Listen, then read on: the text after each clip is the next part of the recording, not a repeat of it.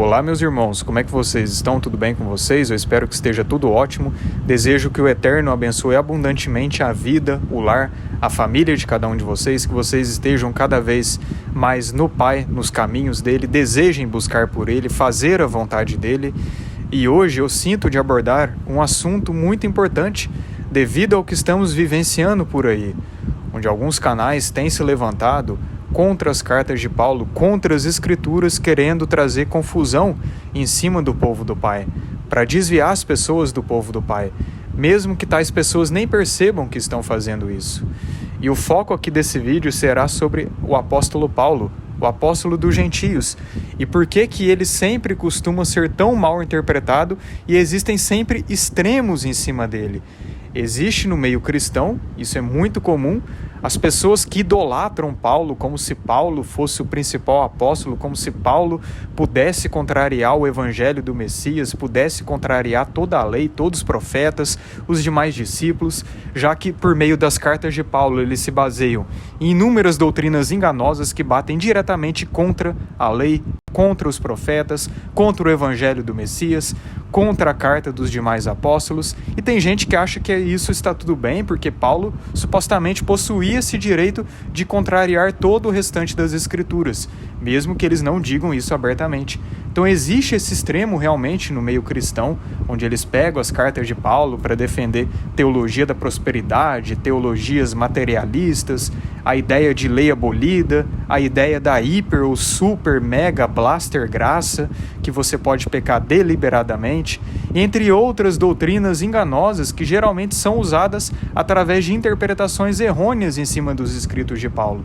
Então realmente esse extremo existe e nós devemos fugir totalmente desse extremo. Mas qual que é o outro extremo que tem surgido ultimamente? É o extremo das pessoas que têm dito que Paulo era na verdade um impostor e falso profeta, já que eles acreditam que Paulo supostamente estaria pregando contra a lei, o que é uma mentira, e por causa disso eles dizem que Paulo era um falso profeta, Paulo era um falso apóstolo, que ele nunca teria sido chamado pelo Messias e que na verdade ele era um impostor tentando trazer confusão para as pessoas. Muitos judeus acreditam nisso e eu vejo que muitas pessoas que dizem crer no Messias também estão caindo nesse engano, mas não percebem que ao cair nesse engano de descredibilizar parte das escrituras, é só questão de tempo até elas descredibilizarem o evangelho e chegarem ao ponto de negar o próprio Messias. Vejo que muitos começaram com esse caminho, começaram com essas ideias, até chegar no ponto de negar o Messias e hoje estar em caminhos totalmente antagônicos ao caminho que nos leva à salvação, que é o caminho da porta estreita. Então nós devemos ter muito cuidado com esses segmentos, com essas doutrinas enganosas que têm surgido. E a partir de agora aqui no vídeo eu vou falar acerca de Paulo. Como que as pessoas que dizem isso, falta o espírito nelas para conseguir compreender no que Paulo cria, no que ele se baseava, por quem ele foi chamado e qual foi o propósito dele. Bom, primeiro de tudo eu vou ler aqui Atos 9, a partir do verso 3, onde mostra a conversão de Paulo. Lembrando que Paulo antes era realmente um perseguidor dos servos do Pai no passado, ele era fariseu, ele era inclusive cidadão romano e ele perseguia o povo do Criador. Até que em determinado momento ele foi alcançado pela graça e foi chamado pelo Messias para conseguir pregar o evangelho das boas novas. E foi exatamente isso que ele fez após essa experiência que ele passou. Então em Atos 9, a partir do verso 3, está escrito: Entretanto, durante sua viagem, quando se aproximava de Damasco, subitamente uma intensa luz vinda do céu resplandeceu ao seu redor. Então ele caiu por terra e ouviu uma voz que lhe afirmava: Saulo, Saulo, por que me persegues? Ao que ele inquiriu: Quem é, Senhor? E ele disse: Eu sou Jesus, a quem tu persegues. Contudo, levanta-te e entra na cidade, pois lá alguém te revelará o que deve se realizar. Os homens que acompanhavam Saulo na viagem caíram emudecidos, podiam ouvir a voz, mas a ninguém viam. Saulo ergueu-se do chão e, abrindo os olhos, não conseguia ver coisa alguma. Então, guiado pela mão, foi conduzido até Damasco. Por 3 dias esteve cego, durante os quais não comeu, nem mesmo bebeu. Aí depois vai falar aqui de Ananias, que foi chamado para exortar Paulo, dos caminhos que ele estava levando, e a partir do verso 15, olha o que vai falar. Porém o Senhor ordenou-lhe: Vai, pois ele é para mim um instrumento escolhido, a fim de levar o meu nome diante de gentios e seus reis e perante o povo de Israel. Revelarei a ele tudo quanto lhe será necessário sofrer por causa do meu nome. Então Ananias foi e, entrando na casa, impôs sobre ele as mãos, declarando: Irmão Saulo, o Senhor Jesus, que lhe apareceu no caminho por onde vinhas, enviou-me a ti para que tornes a ver e fiques pleno do Espírito Santo. Imediatamente lhes caíram dos olhos algo parecido com umas escamas, e ele passou a ver de novo. Em seguida, levantando-se, foi batizado. E depois de alimentar-se, ganhou novas forças e passou vários dias na companhia dos discípulos em Damasco. Logo após, Saulo começou a pregar nas sinagogas que Jesus é o Filho de Deus. Então Paulo foi chamado pelo nosso Messias, mesmo sendo um perseguidor da igreja, foi alcançado por essa graça. E depois de ter esse testemunho, ele começou a pregar o evangelho das boas novas, principalmente para os gentios, que são, na verdade, os israelitas mais dispersos, mais distantes da sua real origem e identidade.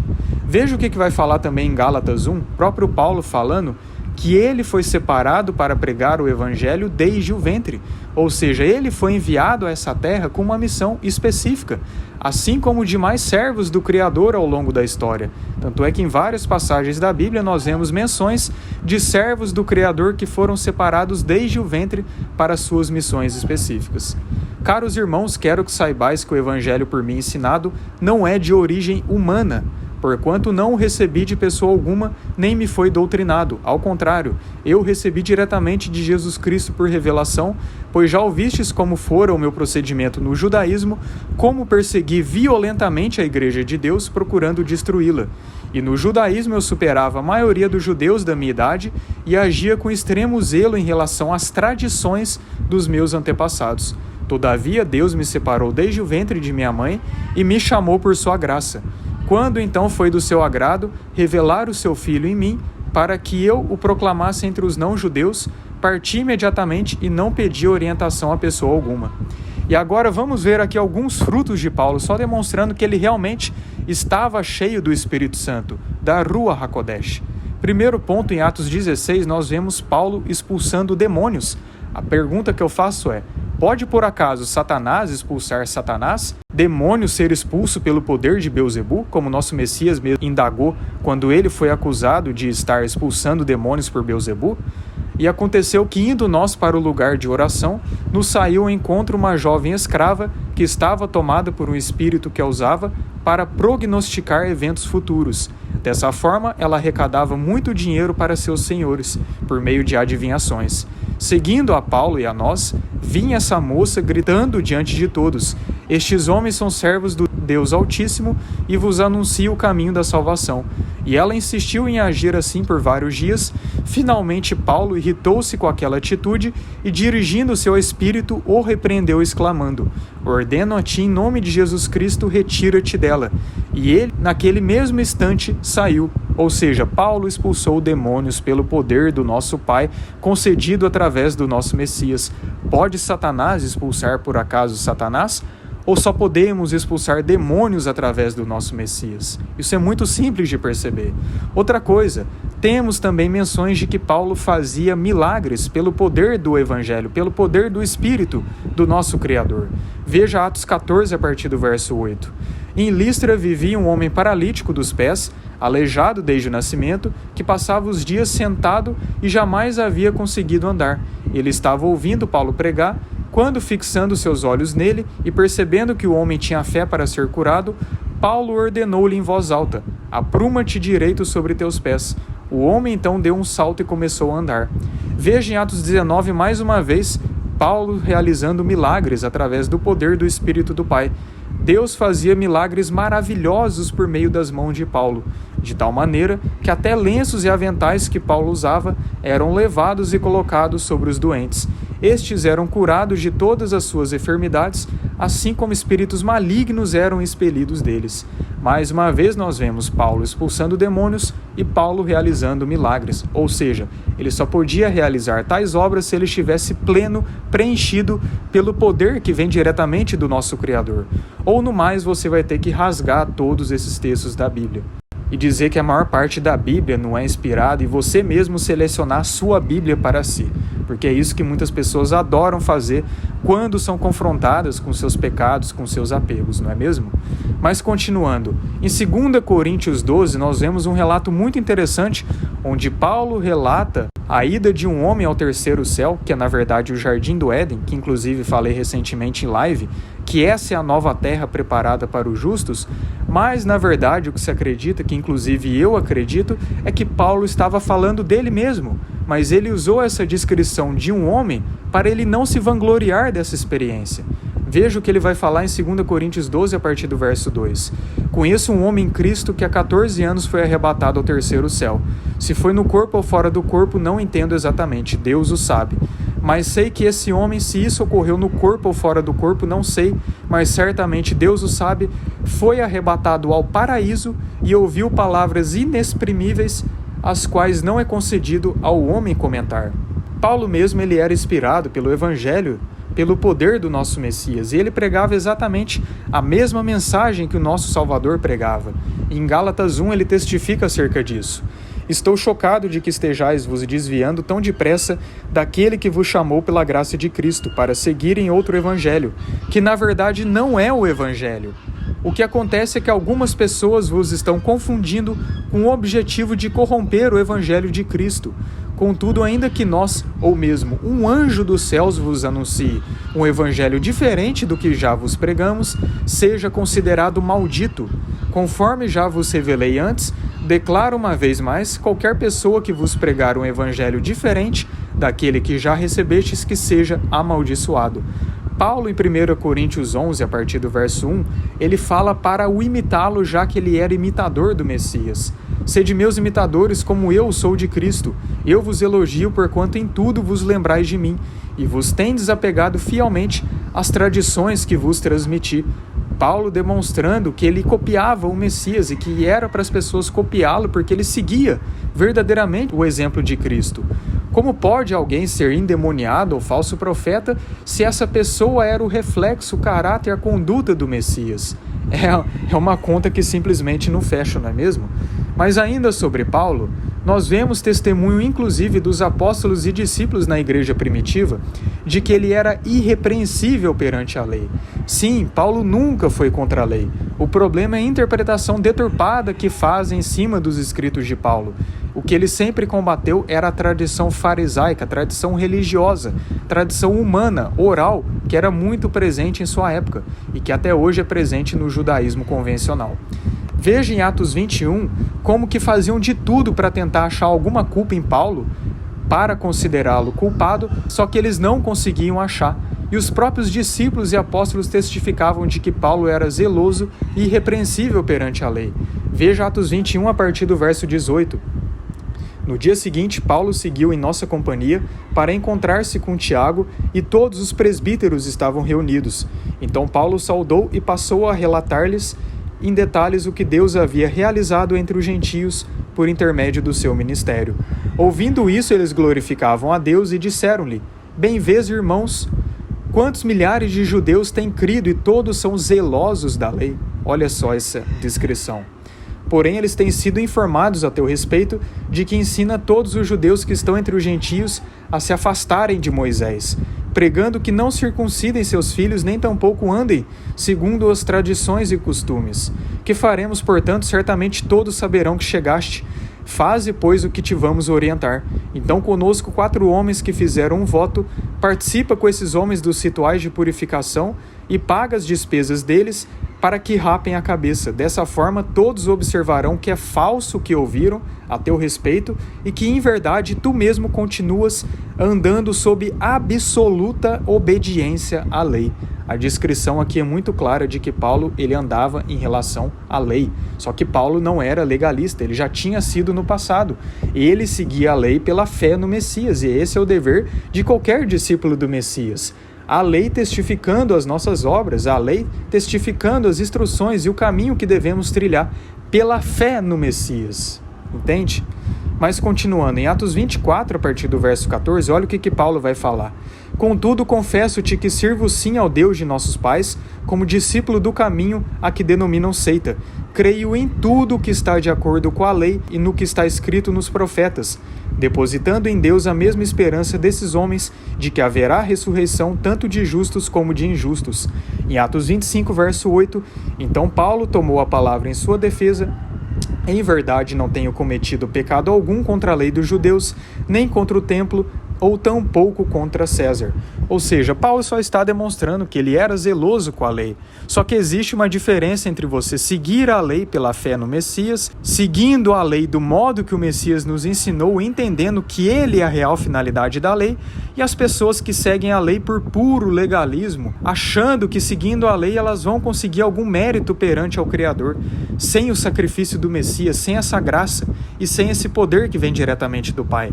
Existe uma diferença bem grande aí entre uma coisa e outra. Agora veja o que Paulo falava. Ele desejava a glória vindoura. E esse para mim é um dos principais sinais de alguém que está verdadeiramente no caminho do Messias. A pessoa não é apegada ao mundo, não é apegada aos desejos da matéria, e ela deseja cada vez mais a glória vindoura, entendendo que aqui não é o nosso lugar, mas que o nosso lugar está na pátria celestial. Veja o que Paulo fala. Pois estou certo de que o que se passou comigo resultará em libertação para mim, graças às vossas súplicas e pelo socorro do Espírito de Jesus Cristo. Aguardo com ansiedade e grande esperança que em nada serei decepcionado. Pelo contrário, com toda a intrepidez, tanto agora como em todos os dias, Cristo será engrandecido no meu corpo, seja durante a vida ou mesmo na hora da morte. Porque para mim o viver é Cristo e o morrer é lucro. Então Paulo, para ele, tanto faz se ele morresse hoje ou amanhã, porque para ele vivia com o Messias, ele andava constantemente nos caminhos do nosso Messias, porque ele entendia que a vida era passageira. Tanto é que ele passou por muitos sofrimentos aqui. Mas continuando, o grande problema em cima das cartas de Paulo, que é o que eu sempre busco enfatizar, é a má interpretação que há em cima dos seus textos, e não em seus escritos e muito menos na pessoa de Paulo. E Pedro mesmo já alertava que isso era comum em sua época, já que Paulo sempre usou uma linguagem difícil de interpretação, que só quem tem o Espírito que realmente pode compreender. Considerai que a longanimidade do nosso Senhor é uma oportunidade para que possais receber a salvação, assim como nosso amado irmão Paulo também vos escreveu, de acordo com a sabedoria que Deus lhe concedeu. Ele escreve do mesmo modo em todas as suas epístolas, discorrendo nelas sobre esses assuntos, nas quais existem trechos difíceis de entender, os quais são distorcidos pelos ignorantes e insensatos, como fazem também com as demais escrituras, para a própria destruição deles. E aí, com essa descrição de Pedro, em 2 Pedro 3, Pedro por acaso é um falso profeta por dizer isso acerca de Paulo? Então percebe o engano das pessoas que entram nessa de que Paulo era um falso profeta e começam a descredibilizar os escritos de Paulo? Elas vão entrando nesse buraco sem fim, vão ter que negar Pedro, vão ter que negar os demais discípulos, vão ter que negar o Evangelho e daqui a pouco estão negando o Messias. Esse é o caminho que muitos acabam seguindo e acabam se perdendo depois. Mas veja que Paulo, ele tinha uma intensa batalha no campo espiritual, como a descrição que ele fala que tinha um espinho na carne, como em 2 Coríntios 12, a partir do verso 7. E para impedir que eu me tornasse arrogante por causa da grandeza dessas revelações, foi-me colocado um espinho na carne, um mensageiro de Satanás para me atormentar. Ora, isso é muito simples se analisamos com discernimento espiritual. Paulo estava passando por uma batalha espiritual. Paulo estava passando por uma luta no campo espiritual e todos nós, mesmo sendo servos ou não, ficamos suscetíveis a constantes batalhas no campo espiritual, pois nós vivemos uma imensa e constante batalha no mundo espiritual. A guerra celestial ainda não acabou e ela se estende até os dias atuais para o físico. Ela só acabará quando o nosso Messias realizar o seu julgamento definitivo sobre todos os demônios, toda a semente maligna e sobre todos aqueles que não se arrependerem. Então todos nós somos suscetíveis a passar por batalha espiritual. Pedro mesmo teve um determinado momento que ele foi usado por Satanás, assim como teve momentos, a maioria dos momentos, ele foi usado pelo Criador, pelo Espírito do Pai. Isso não significa que Pedro era um endemoniado, mas que todos nós precisamos estar constantemente sendo sóbrios e vigiando a todo momento em espírito, estando em constante oração em súplicas, constante, buscando o refúgio no Pai, porque todos nós somos suscetíveis a isso. E existe uma diferença entre opressão e possessão. Nós ficamos suscetíveis à opressão, principalmente se nós damos ali alguma brecha, alguma legalidade, que acaba resultando nisso, nessa permissão no campo espiritual, para que demônios nos atormentem, mas possessão é algo totalmente diferente. Quando uma pessoa é possessa, ela é tomada totalmente em sua consciência por uma entidade ou várias entidades demoníacas. E esses demônios apenas usam o corpo da pessoa para fazer o que eles bem quiserem. E para chegar no nível de possessão, a pessoa tem que dar muita, mas muita legalidade. Não é qualquer pessoa que chega no nível de ser possessa. Então existe essa diferença de opressão e possessão. Depois eu posso explicar melhor em um vídeo. E eu vejo que tem pessoas que não compreendem isso e simplesmente acusam Paulo de ser possesso. Um cara possesso ia escrever tudo isso que eu mencionei aqui até agora. Um cara possesso ia realizar tantas obras pelo poder do Espírito do Pai, como ele realizou. Gente, é muito simples de perceber o engano que essas pessoas estão caindo. E outra coisa, um possesso por acaso vai ser perseguido pelo Evangelho? É outra coisa que não fecha, porque Paulo foi perseguido pelo Evangelho. E nós vemos essa descrição quando ele foi jogado ali de uma janela, como em 2 Coríntios 11:33, ele foi preso, foi apedrejado, como nós vemos no contexto de Atos 14, foi açoitado com varas, quase morreu. Nós vemos o contexto de Atos 16 também, onde ele passou por isso junto com Silas, e também foi preso. No contexto de Atos 21, nós vemos ele sendo preso depois de ser espancado e quase que mataram ele, e mesmo assim ele continuou firme e fiel na sã doutrina, no evangelho do nosso Messias. E por fim, ele foi mártir. Ele morreu por causa das boas novas, ele morreu por causa do evangelho. E em 2 Timóteo 4, a partir do verso 6, nós vemos essa descrição da mensagem final dele. Quanto a mim, já estou sendo derramado como vinho na oferta de libação. O momento da minha partida se aproxima. Combati o bom combate, completei a corrida, perseverei na fé. Agora me está reservada a coroa da justiça que o Senhor, justo juiz, me concederá naquele dia. E não somente a mim, mas certamente a todos os que amarem a sua vinda. Então Paulo foi mártir, ele foi perseguido pelo evangelho, foi preso, foi torturado, só demonstrando que ele era um verdadeiro discípulo, que ele era um verdadeiro servo. E ele sempre demonstrou seus frutos, e por meio de suas palavras, por meio de seus escritos, é perceptível que ele estava sendo inspirado pelo Espírito do nosso Criador, pois todos os seus escritos eram totalmente compatíveis e coerentes com as demais escrituras. E por fim, o que a gente percebe em relação a essas pessoas que estão distorcendo os escritos de Paulo, como já era comum na época de Pedro, é que elas não têm o Espírito. São muito apegadas à letra, são muito apegadas à sabedoria corrompida e limitada humana e não se deixam ser guiadas pelo Espírito. E o próprio Paulo falou acerca disso. Veja 2 Coríntios 3, a partir do verso 1. Será que com isso estamos tentando nos recomendar novamente a nós mesmos? Será que necessitamos, como alguns, de cartas de recomendação para vós ou de vossa parte? Vós mesmos sois a nossa carta, escrita em nosso coração, conhecida e lida por todos. Vós mesmos tendes demonstrado que sois uma carta de Cristo, resultante de nosso ministério, escrita não com tinta, mas com o Espírito do Deus vivo, não em tábuas de pedra, mas em tábuas de corações humanos. E é por intermédio de Cristo que temos tamanha confiança em Deus. Não que possamos reivindicar qualquer coisa com base em nossos próprios méritos, mas a nossa capacidade vem de Deus. Ele nos capacitou para sermos ministros de uma nova aliança, não da letra, mas do Espírito, porquanto a letra mata, mas o Espírito vivifica. Quem tem o Espírito tem o próprio Espírito para testificar das coisas que vêm do Pai e das coisas que não vêm do Pai. Quem tem o Espírito tem a lei hoje do Criador posta em seus corações, no seu íntimo, e não é mais necessário leis colocadas em tábuas de pedra. Hoje o que mais importa não é o exterior, é o interior. Não é mais uma marca física, é uma marca espiritual no seu coração. E essa marca é testificada através de suas obras, através de suas condutas, pois é elas que demonstram verdadeiramente a sua fé. Então é isso que Paulo estava falando. E é isso que Paulo sempre enfatizou, que na nova aliança, ou aliança renovada, como você queira chamar, Quem é renascido verdadeiramente do Espírito segue a lei com a lei posta em seu coração, no seu íntimo. E não é mais necessário tábuas de pedra e não é mais necessário uma marca física para você ser povo do Criador. Pois a identificação de povo do Criador é pela fé, pelas suas condutas, por você estar verdadeiramente no Messias e seguindo o seu caminho, seguindo o seu exemplo, como Paulo mesmo seguia.